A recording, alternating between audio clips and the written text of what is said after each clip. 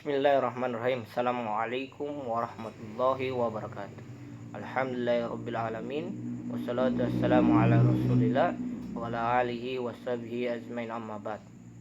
Pertama-tama marilah saya mengajak teman-teman untuk selalu bersyukur kepada Allah Subhanahu wa taala. Insyaallah kita semua diberikan kesehatan, dan insyaallah dengan kekuatan doa kepada Allah Subhanahu wa taala, wabah Covid-19 ini akan segera berlalu. Tak lupa pula salawat dan salam kita aturkan kepada Nabi Muhammad sallallahu alaihi wasallam.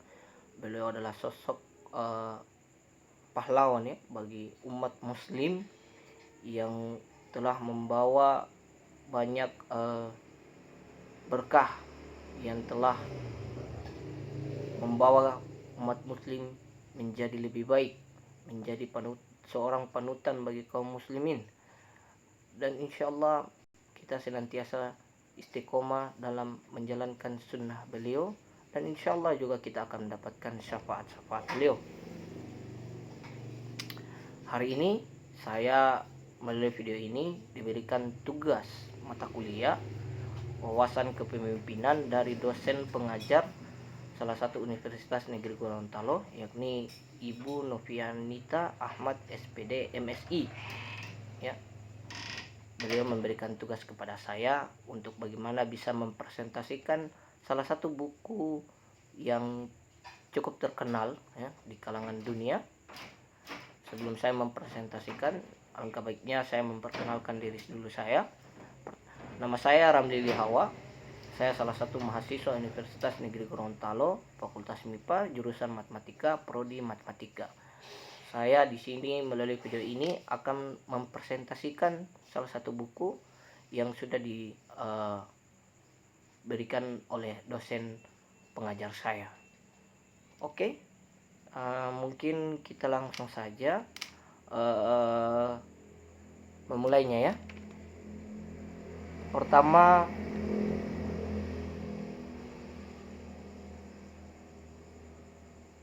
ya, saya akan memperkenalkan dulu ya, buku yang saya baca dan juga profil dari penulisnya. Mungkin singkat saja ya supaya lebih cepat ya kan.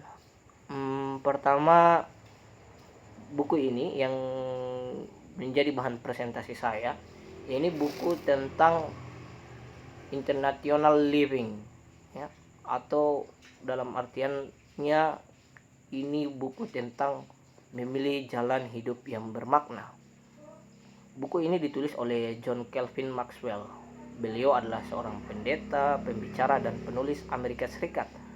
Beliau sangat terkenal dan banyak buku-buku yang beliau tulis dan terfokus pada tema kepemimpinan. Mungkin itu sedikit pengenalan untuk profil dari buku dan penulisnya. Kita mulai. Berikut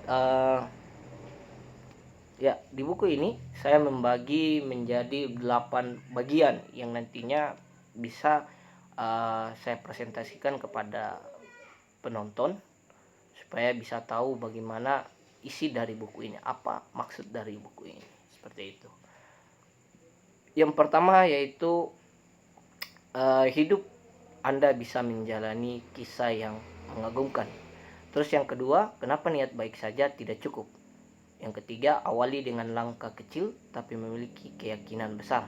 Terus yang keempat, carilah terus sampai menemukan alasan Anda diciptakan. Kemudian yang berikut, yang kelima, dahulukan orang lain. Keenam, hargai orang lain dengan cara yang manis. Terus yang ketujuh, bermitra dengan orang-orang yang sepaham. Yang kedelapan, yaitu bisa jadi penutupnya dari buku ini, yaitu bermakna. Nanti kita lihat kenapa sampai saya tulis bermakna. Oke, kita langsung saja ke menit yang pertama. Mohon maaf. Oke, di buku ini diawali dengan bab pertama, yaitu hidup Anda bisa menjadi kisah yang mengagumkan. Dan timbul pertanyaan pertama dari sang penulis. Ia bertanya, bagaimana kisah hidup Anda? Kenapa sang penulis bertanya mengenai kisah hidup seseorang? Karena harapannya sang penulis bagaimana bisa duduk dan mendengar semua kisah-kisah dari orang-orang yang di tempat yang berbeda-beda dan ingin melihat seperti apa kisah-kisah mereka. Dan mungkin Anda juga bisa menceritakan kisah Anda, mungkin nanti bisa komen dan lain sebagainya, atau mungkin bisa langsung dengan saya supaya kita bisa berbagi kisah yang bisa menjadi salah satu inspirasi buat kita. Ingat, sang penulis berkata bahwa dia sebagai seorang komunikator, dia menghabiskan sebagian besar hari untuk berbagi cerita. Kebanyakan cerita yang dia dengar atau yang dia sering dikisahkan kepada banyak orang atau kepada beliau tersendiri, itu mereka tidak terlalu peduli dengan fakta-fakta yang dingin. Terus mereka juga tidak ingin melihat diagram lingkar. Mereka menginginkan kesenangan. Terus mereka suka drama. Ini bagi banyak kaum hawa yang lebih suka dengan drama Korea ya saat ini. Terus yang kemudian yang berikut yaitu mereka peduli dengan gambar. Jadi terkadang kita juga harus melihat gambar covernya seorang kisah itu seperti apa. Terkadang itu juga menjadi salah satu hal yang menarik ya. Terus mereka juga ingin kisah yang lucu yang membuat mereka tertawa. Ini kisah-kisah yang diinginkan kebanyakan orang. Mereka ingin melihat dan merasakan apa yang terjadi ya. Tapi ingat, statistik tidak menginspirasi orang untuk melakukan hal-hal besar, tetapi kisah bisa melakukannya. Why not? Kenapa bisa seperti itu? Baik, kita langsung ke slide berikutnya untuk lebih memperjelas kenapa seperti itu. Oke, ini di unit pertama ini juga saya membagi dulu bagaimana cara untuk menulis cerita signifikasi Anda. Di dalam buku ini, maksudnya bukan saya ya, tapi di buku ini sang penulis ingin berbagi bagaimana caranya untuk menulis cerita signifikasi Anda. Seperti itu. Orang-orang yang apatis tidak akan pernah membuat dunia mereka berbeda. Orang-orang yang acuh tak acuh tidak akan menjalani kehidupan yang berarti. Orang-orang pasif mengeluarkan diri mereka dari kisah-kisah terhebat, dari semua kisah-kisah mereka sendiri. Mungkin mereka ingin melihat diri mereka dalam cerita, tetapi mereka ada sebagai pengamat. Mereka menginginkan lebih tepatnya gagal menjadi peserta aktif. Mengapa? Karena mereka tidak terencana. Maka kita perlu merencanakan suatu kehidupan ya, supaya menjadi lebih baik. Terkadang orang mereka ingin seperti di awal saya jelaskan tadi, ingin memiliki kisah yang lebih baik, tetapi mereka hanya menjadi seorang pengamat. Mereka hanya ingin melihat suatu kisah yang baik, padahal mereka tidak sadar bahwa mereka itu memiliki kisah yang luar biasa juga, tapi mereka tidak pernah menjadi sosok pemeran utama untuk kisahnya sendiri, melainkan hanya menjadi seorang pengamat untuk kisah orang yang sudah menjadi pemerannya untuk kisahnya diri sendiri. Jadi seperti itu. Maka dari itu buku ini bagaimana untuk bisa Anda tidak menjadi pengamat ya cerita orang, tetapi menjadi seorang pemeran utama untuk kisah diri Anda sendiri ya. Mungkin ini ada 4 tips cara untuk bagaimana bisa Anda menuliskan kisah Anda, dalam artian membuat menjadi kisah Anda itu lebih menarik dan bisa menjadi satu inspirasi bagi orang lain. Dan mungkin ini juga akan membuat Anda tidak menjadi seorang pengamat. Oke, kita langsung saja. Yang pertama, masukkan diri Anda sendiri dalam cerita. Ingat, seperti saya katakan tadi, bahwa setiap kisah orang itu menjadi pemeran utamanya. Ya, ingat, setiap kisah akan ada pemeran utamanya. Ya, dan ketika Anda menjalani kisah Anda, maka Anda adalah pemeran utamanya. Jadi jadilah diri Anda sendiri. Ya, kebanyakan orang hanya lebih cenderung ya, acu tak acu, lebih di mana ya, lebih kayak tidak mementingkan dirinya, lebih mementingkan orang lain. Contohnya mungkin banyak kaum hawa yang sekarang kita lihat bahwa mereka lebih dominan untuk melihat kisah-kisah drama Korea, padahal ada kisah juga yang bisa mereka buat yang lebih baik dari drama-drama Korea itu. Itu mungkin, jadi tolong selalu Anda memulai dari diri Anda sendiri. Jangan menjadi pengamat orang lain. Ayolah. Terus yang kedua, bumbui kisah Anda dengan hal penting. Kenapa? Ya, maaf, saya ini ada sedikit panas di sini ya. Tapi insya Allah ini tidak akan menjadi kendala. Yang kedua, ini bumbui kisah Anda dengan hal penting. Ini sangat penting, ini sangat perlu dalam suatu kisah.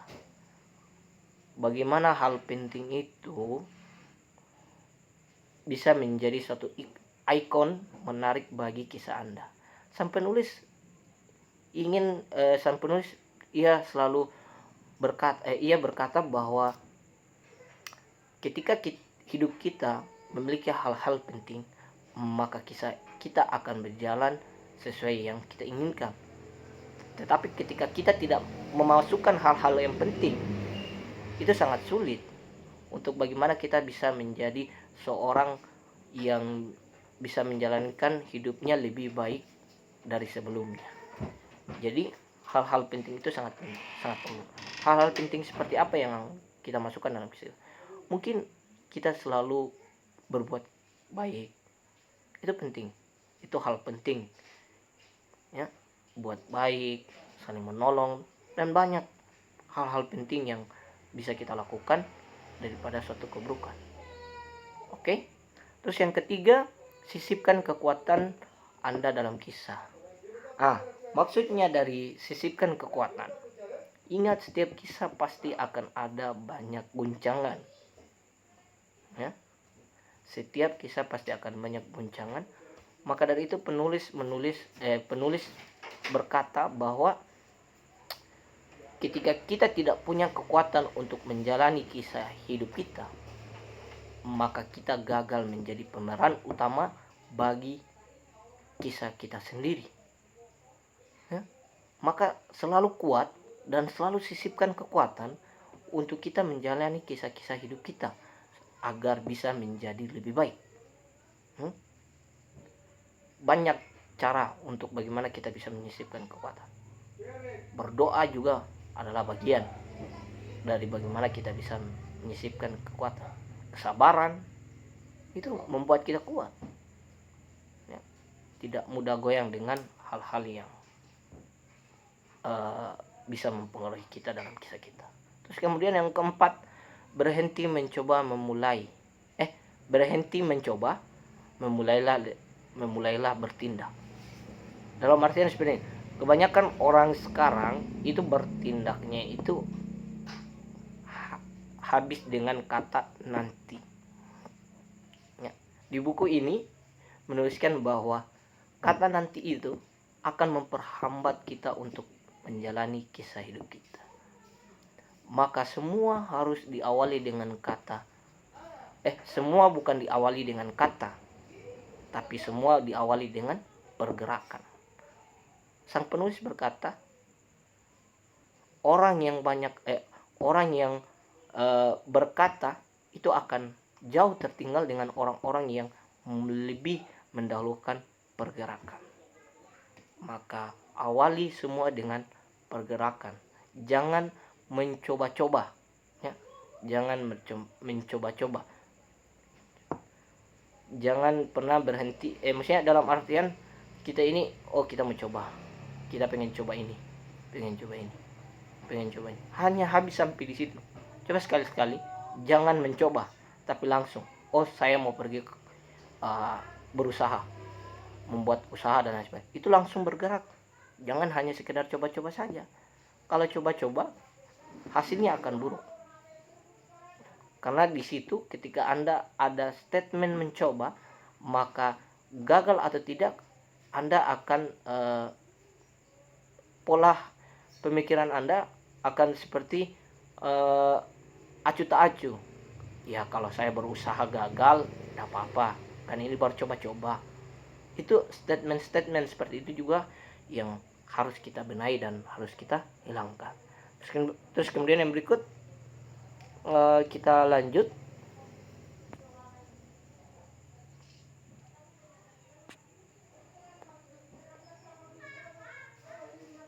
Oke. Kenapa niat? Kita langsung ke unit kedua. Kenapa niat baik tidak cukup? Ya. Di unit kedua ini dipertanyakan, kenapa niat baik saja tidak cukup? Sang sastrawan Samuel Jones, ia mengatakan, neraka penuh dengan niat baik. Neraka penuh dengan niat baik. Kenapa dia mengatakan hal seperti itu? Bukankah sudah jelas? Ya, seharusnya kita punya niat baik, memiliki keinginan untuk membantu orang lain, ya kan? Jadi bagaimana ya? Setiap orang itu dalam kehidupannya sehari-hari itu memiliki niat baik, tetapi caranya masih salah. Seorang pencuri, ya, di sini di buku ini bagaimana bisa saya mengambil contoh bahwa yang memang seorang pencuri itu ia memiliki niat baik, tapi melakukan dengan cara yang salah. Ingat, pencuri, kenapa sampai saya bilang dia melakukan baik? Ya, dia melakukan baik karena dia mencuri karena dia ingin membutuhkan kebutuhan untuk dirinya sendiri. Apakah itu tidak baik? Itu adalah salah satu baik untuk bagaimana dia tetap hidup dan lain sebagainya. Akan tetapi caranya itu berbeda. Maka apa yang bisa menjadi maka seperti apa ya? Jika Anda tidak bertindak dengan secara terencana, dengan rencana baik, itu tidak akan kalau tidak terencana ataupun tidak terstruktur dengan baik, tidak melakukan hal-halnya dengan baik, ya, walaupun niat kita hanya sekedar iseng, tapi maksudnya walaupun kita melakukan hal-hal yang baik tapi tidak terencana, itu kita tidak akan bisa mengubah apa-apa. Maka ini ada beberapa hal yang ingin saya sampaikan, yaitu 3 hal. Di buku ini menyampaikan 3 hal. Ini, kau mau berkembang, kau harus punya rencana. Maka niat baik itu tidak akan cukup. Maka kita harus juga punya kita harus mau punya keinginan untuk berkembang dan punya rencana. Ketika kita punya rencana dan mau berkembang, insya Allah akan jalan dengan baik. Terus ketika Anda tahu apa yang Anda inginkan namun tak menemukan yang Anda butuhkan, ciptakan kebutuhan itu, ya. Jadi ketika Anda ingin suatu hal atau ada suatu peluang yang Anda harapkan tapi Anda tidak bisa mendapatkannya, maka salah satu caranya ketika Anda menginginkan itu, maka lakukannya dengan Anda menciptakan hal itu, menciptakan peluang itu. Anda melakukan hal-hal yang Anda inginkan, itu akan bisa membuat Anda lebih baik, ya. Karena ketika kita tidak bisa, ini mungkin yang terkadang masih banyak yang agak sulit ketika mereka tidak mendapatkan apa yang mereka inginkan, mereka langsung down. Mereka sudah tidak lagi memikirkan hal-hal. Padahal masih ada cara lain untuk bagaimana kita bisa mendapatkan yang kita inginkan dengan cara melakukannya. Kita ciptakan itu, kita buat itu supaya bisa menjadi lebih baik dan bisa juga punya keuntungan buat orang lain. Terus kemudian yang ketiga, kebanyakan orang bukannya bermimpi terlalu tinggi, kebanyakan orang bukannya bermimpi terlalu tinggi dan gagal, mereka tidak bermimpi besar sehingga gagal. Maksudnya dari sini yaitu orang bermimpi itu bukannya mereka bermimpi tidak terlalu tinggi dan gagal, dalam artian mereka ingin bermimpi besar. Jadi ketika Anda ingin bermimpi besar, Anda harus siap gagal. Ketika Anda bermimpi tapi Anda tidak menginginkan kegagalan, itu sangat sulit juga, ya. Jadi seperti itu.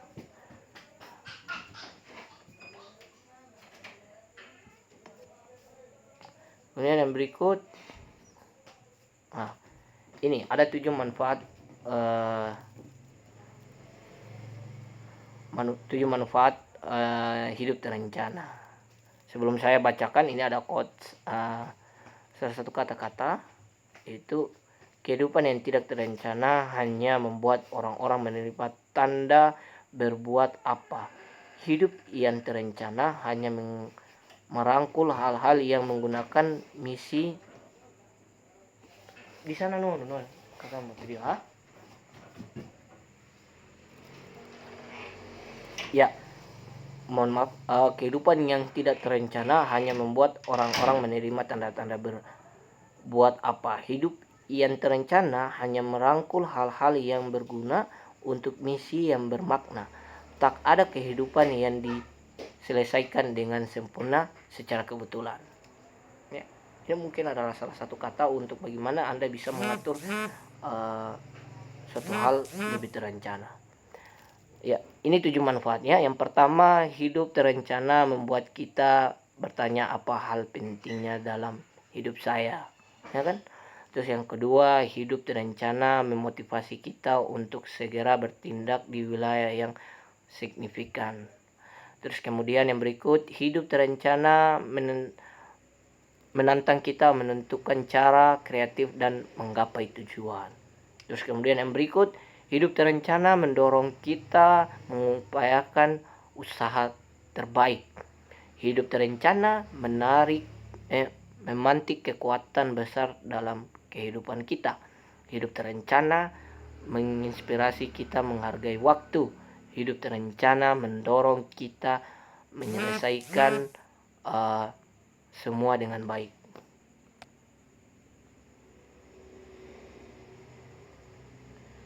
Oke.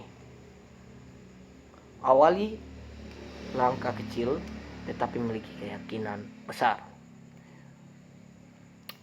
Ini ada saya bagi 4 penjelasan supaya Anda bisa paham bagaimana awali dengan langkah kecil tapi memiliki keyakinan besar. Pertama, mulailah dari tempat Anda pijak. Di mana Anda yang berpijak? Ayo, di mana saja, dalam kondisi susah, dalam kondisi apapun, ayo start awalnya kita itu dari situ supaya bisa lebih cepat bergerak, ya, daripada nanti menunggu kita nanti sukses baru kita bergerak. Ini salah, ya. Terus kemudian yang berikut, mulai dari kekuatan Anda.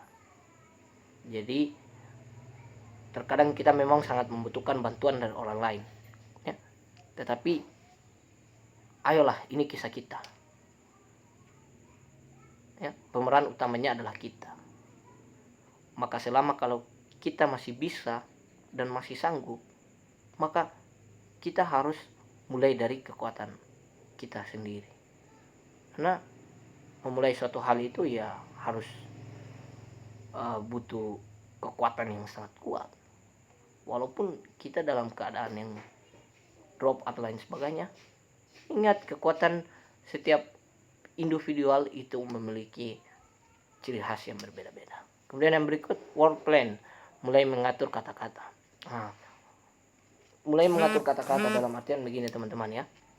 Mohon maaf, mengatur kata-kata dalam berbicara supaya lebih baik dalam berbahasa. Terus mulai dengan perubahan kecil, kita harus mulai.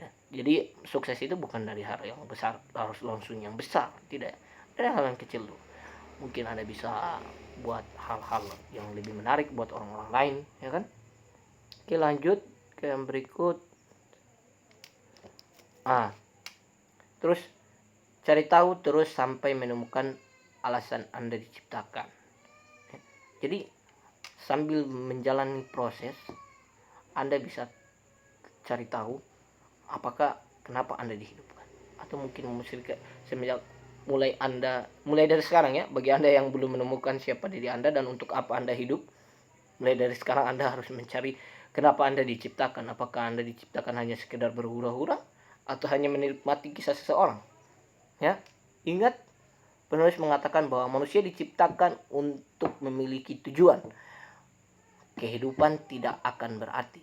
Dalamnya, manusia diciptakan untuk memiliki tujuan. Kehidupan tidak akan berarti. Kehidupan tidak akan berarti. Hidup yang tak berarti adalah hidup tanpa harapan atau makna. Tujuan seperti bola salju yang bergulir menuruni bukit dan semakin mengelinding, bolanya semakin besar. Dalam artian, ketika Anda menghadapi masalah, Anda akan menjadi lebih baik. Jadi temukanlah kisah Anda.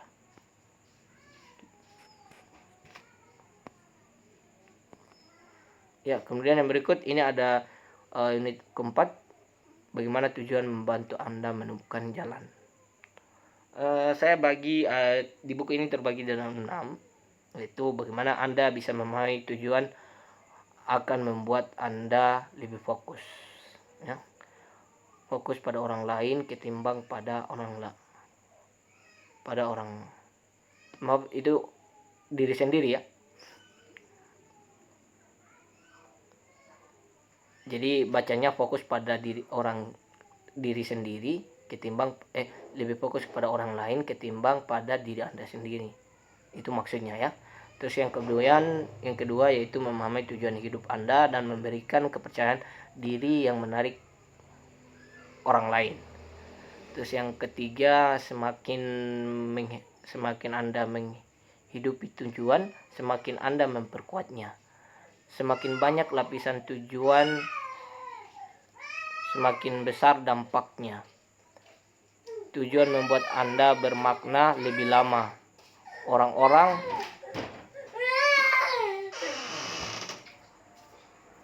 ya, yang ketiga, lanjut. Terus kemudian yang berikut, dahulukan orang lain.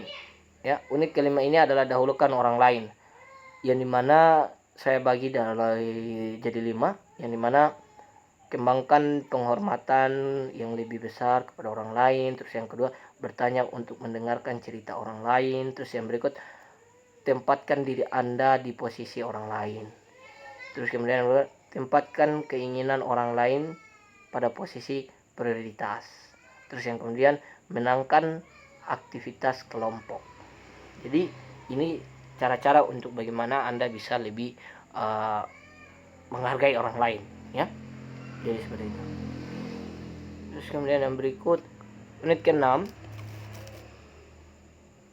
Ya, unit ke-6 ini hargai orang lain dengan cara yang manis. Bagaimana caranya? Itu yang pertama, untuk mengikat nilai orang lain, saya harus menghargai diri saya sendiri dahulu. Jadi hargai dulu diri Anda sendiri dulu, baru Anda bisa menghargai orang lain. Kemudian yang berikut, untuk menambah nilai pada orang lain, hargailah orang lain. Untuk meningkatkan nilai orang lain, saya harus menghargai apa yang telah dilakukannya. Jadi ini untuk teman-teman yang terkadang menilai orang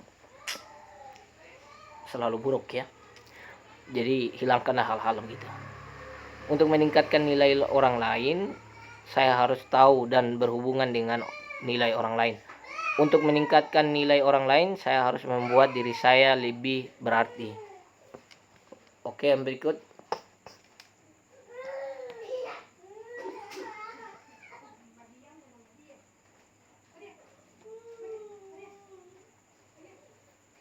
Bermitra dengan orang sepaham. Faktor peluang yang pertama yaitu cari faktor bagaimana caranya ya untuk bukan dalam artian ini adalah faktor-faktor yang nantinya bisa membuat Anda berjalan baik dengan orang-orang ya. Jadi yang pertama faktor peluang, kita cari dulu dia punya peluangnya seperti apa, terus faktor kepercayaan, faktor kemungkinan, faktor keyakinan, faktor tantangan, faktor sikap, faktor kemenangan, dan faktor janji, faktor ajakan. Dalam artian ini bisa membuat kita bermitra dengan orang lain ketika kita menggunakan 9, mohon maaf, ini ada 9 faktor yang nantinya bisa membuat kita bermitra dengan orang-orang yang sepaham.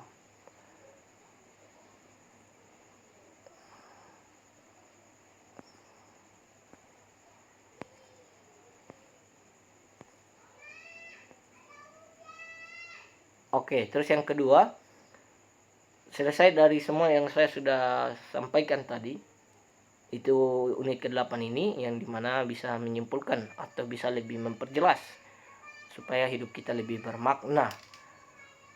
Sekalian Anda bisa mencicipi kebermaknaan.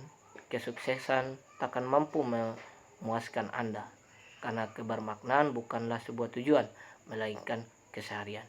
Jadi semua yang saya sampaikan di awal itu jadikan suatu hal kebiasaan ya. Ketika Anda terbiasa, maka insya Allah Anda akan mendapatkan apa yang Anda inginkan ya. Karena bermakna itu menjadi orang yang bermakna, menjadi orang yang luar biasa dan lain sebagainya, itu sebenarnya bukanlah sebuah tujuan, melainkan keseharian. Nah, ketika itu menjadi keseharian atau keterbiasaan, terbiasa dalam hal seperti itu, maka kita akan mendapatkan apa yang kita inginkan, dan bahkan kita akan mendapatkan sesuai dengan di buku ini menceritakan bahwa kisah yang bermakna itu sebenarnya yang bagaimana kita memperbiasakan hal-hal baik, hal-hal positif ya, nantinya kebermaknaan itu yang akan menghampiri kita. Seperti itu. Jadi statement ada salah satu bacaan kutipan dari sang penulis yang dimana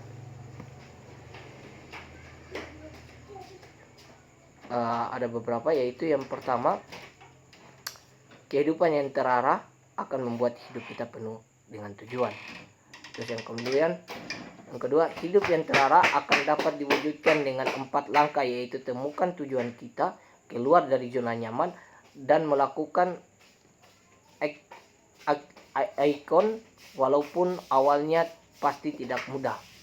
Terus yang kemudian, tujuan hidup akan kita temukan apabila kita dapat menjawab beberapa hal, yaitu yang kita tangisi apa yang muncul, satu ide bagaimana jika untuk melakukan perubahan lebih baik. Terus yang kemudian yang berikut, selain itu kita harus tahu tipe seperti apa kita ini. Kita harus mencari tahu jati diri seperti yang saya sudah sampaikan di awal. Terus yang kemudian yang berikut, kita mungkin akan kesulitan membuat perubahan seseorang dari butuh partner. Dalam artinya kita membutuhkan partner. Tanpa membutuhkan partner, kita bisa untuk melakukan hal-hal yang besar. Terus kemudian, ada pertanyaan, kenapa, kapan itu? Ya, jadi ada pertanyaan dari sang penulis di kutipan yang berikutnya. Kenapa Nah, kapan itu? Maka pertanyaan ini dalam artian jangan Anda menunda-nunda waktu, ya. Jadi gunakan waktu itu dengan sebaik-baiknya agar supaya kau bisa menciptakan kisah yang lebih menarik. Terus yang terakhir, motivasi orang-orang di sekitar Anda untuk menjadi orang-orang berpikir maju, memiliki pandangan hidup dan tujuan hidup yang terarah, dan tentu saja hidup yang signifikan. Oke, mungkin itu sedikit penjelasan dari saya. Mungkin dari teman-teman kalau memang ada ingin yang bertanya, nanti bisa tanyakan di kolom komentar, dan insya Allah kalau ada saya akan bisa menjawabnya. Jadi video ini akan diupload di YouTube channel kami, dan insya Allah bisa bermanfaat buat teman-teman. Ya, sekian dari saya. Semoga apa yang saya sampaikan bisa dipahami dan bisa dimengerti oleh teman-teman. Dan insya Allah semoga saya doakan kepada teman-teman semua bisa mendapatkan malam yang mulia di bulan yang suci ini, insya Allah. Dan semoga wabah ini cepat berlalu. Maka kuatkan doa, karena kekuatan doa itu sangatlah luar biasa. Sekian dari saya. Terima kasih untuk teman-teman sekalian yang sudah menonton. Sekian dari saya. Assalamualaikum warahmatullahi wabarakatuh.